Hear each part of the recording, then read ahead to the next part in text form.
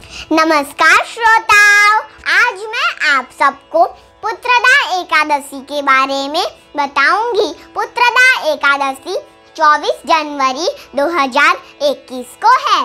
शास्त्रों के अनुसार पौष मास की शुक्ल पक्ष की एकादशी को पुत्रदा एकादशी कहा जाता है। पुत्रदा एकादशी साल में आने वाली सभी एकादशी तिथियों में से पुत्रदा एकादशी महत्वपूर्ण एकादशी है। पुत्रदा एकादशी का व्रत करने से संतान संबंधी सभी परेशानियां दूर होती है और उनके उज्जवल भविष्य की प्राप्ति होती है। इस दिन भगवान विष्णु के बाल गोपाल स्वरूप की पूजा की जाती है। अब मैं आप सबको पुत्रदा एकादशी की पौराणिक कथा बताऊंगी। भद्रावती नगरी में एक सुकेतु नाम का राजा राज्य करता था। उसकी पत्नी का नाम सव्या था और उसका कोई पुत्र नहीं था और राजा सदैव सोचा करते थे कि मेरे मरने के बाद मुझे कौन पिंडदान करेगा।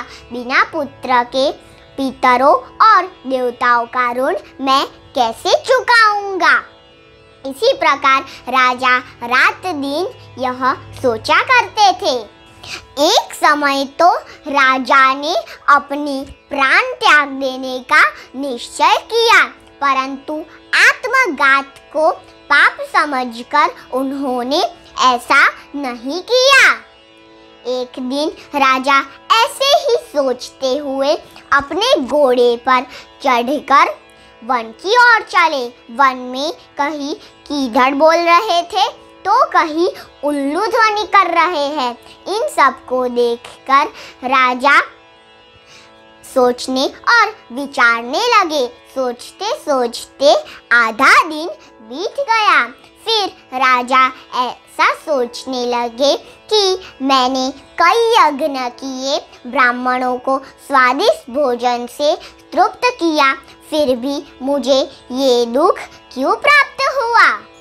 यह सोचते सोचते राजा प्यास के मारे इधर उधर फिरने लगे। थोड़ी दूर राजा ने एक सरोवर देखा। उस सरोवर के चारों ओर मुनियों के आश्रम थे। फिर राजा उसी समय मुनियों को देखकर अपने घोड़े से उतरकर मुनियों को दंडवत प्रणाम किया। फिर मुनियों ने राजा से कहा कि हे राजन, हम तुमसे अत्यंत प्रसन्न हैं। तुम्हारी क्या इच्छा है वो कहो। फिर राजा ने कहा कि हे मुनिवर, आप कौन हो और यहाँ किस लिए आए हो।